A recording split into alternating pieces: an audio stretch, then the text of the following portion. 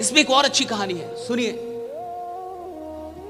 एक आदमी अपनी जिंदगी में उसको ट्रैवलिंग करना बहुत पसंद था, घूमता था, एडवेंचरस आदमी था। एडवेंचरस समझते हैं ना, इसको थोड़ा पहाड़ी इधर उधर, समुद्री यात्रा करे जाए, उसको मजा आता था। बढ़िया आदमी था भैया, घूमने का ख्वाहिश था उसका। घूमते घूमते एक दिन नदी से समंदर से ऐसे घूमते घूमते एक दिन एक टापू पे चला गया।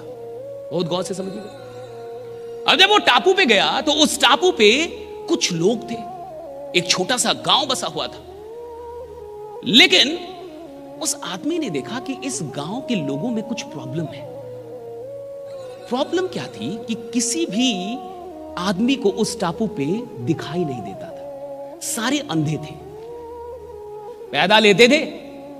कुछ वहां पे वायरस था, कुछ ऐसी बीमारी थी कि पैदा होते ही आंखें खराब हो जाती थी, और आंखें खराब होने से किसी को दिखाई नहीं देता था। लेकिन उस पूरे टापू पे सब ऐसे ही थे जिसमें किसी को दिखाई नहीं देता था। अब जब ये आदमी वहां पहुंचा तो इसने तो अध्ययन कर लिया, पढ़ा लिखा आदमी था भैया, ये तो समझ गया कि यहां तो बहुत बड़ी बीमारी है भाई, किसी को दिखाई नहीं दे रहा। उसने गांव वालों से बात की और ऐसी एक सभा बुलाई और कहा कि देखिए, आप सब लोग पे मुझे बहुत ही रहम आ रहा है और मैं बड़ा दुखित हूं क्योंकि आप सब लोग एक बीमारी से ग्रसित हैं। लोगों ने बोला, किस बीमारी से? कहा कि आप सब लोग को दिखाई नहीं देता और मुझे बहुत दुख है कि आप लोग को दिखाई नहीं देता। मैं चाहता हूं कि यहां डॉक्टर्स बुला के मैं आपकी आंखों का ऑपरेशन करवाऊं। यह आदमी बोल के चला गया।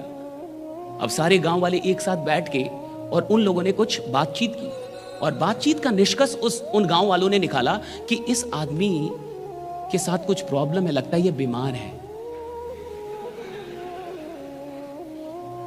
तो लोगों ने ये निष्कर्ष क्यों निकाला कि ये बीमार है? क्योंकि लोगों ने कहा कि इसको दिखाई देता है यानी ये बीमार है, इसको दिखाई देता है यानी ये बीमारी है। देखिए, जहां किसी को दिखाई ना दे वहां दिखाई देना बीमारी है।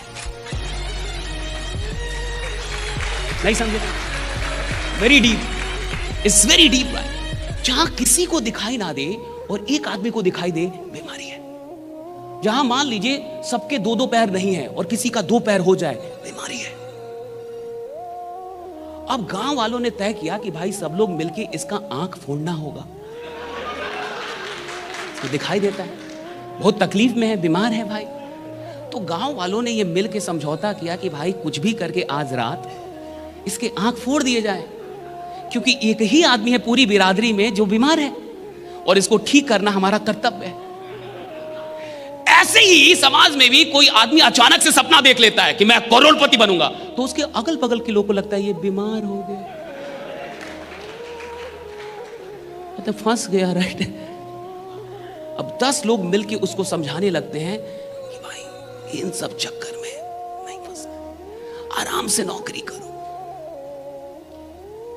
आप समझ रहे हैं? चैंपियंस एटीट्यूड क्यों नहीं बन पाता? आप इस बात को समझे, क्योंकि जैसे ही आपके अंदर का चैंपियन जगता है ना कि अब मैं कुछ बड़ा करूंगा, आज से जिंदगी में कुछ बड़ा करूंगा, तब तक 10 लोग आपके अगल बगल में होते हैं जो आपको याद दिलाते हैं कि चुप, तू है कौन, ये समझ रहा है, मारेंगे। ये 4 कैटेगरी जो एटीट्यूड के, ये चारों एक आदमी के अंदर है। आप भी कभी कभी बीपीएल एटीट्यूड रखते हैं कुछ काम के लिए, आप भी कुछ काम के लिए लोअर क्लास वाला एटीट्यूड रखते हैं, हमसे नहीं होगा, मैं बोल नहीं पाऊंगा, मैं ये नहीं कर पाया। अरे नालायक, कितना काम होगा इस दुनिया में जिसमें आपने बोल दिया होगा मुझसे नहीं होगा, मुझसे नहीं। इसका मतलब लोअर क्लास एटीट्यूड था आपका। क्यों नहीं होगा जी? एक आदमी काम करता, आप नहीं सीख सकते उस काम को, right? Can't you learn that, right? तो एक ही आदमी में ये चारों एटीट्यूड होता है, चारों। कभी ये चलता है, कभी वो, कभी ये, कभी वो। लेकिन याद रखिएगा, जिंदगी का सबसे बढ़िया फेज वो होता है जब आप चैंपियन एटीट्यूड के साथ जी रहे होते हैं, राइट? जब आप चैंपियन एटीट्यूड के साथ जी रहे होते हैं।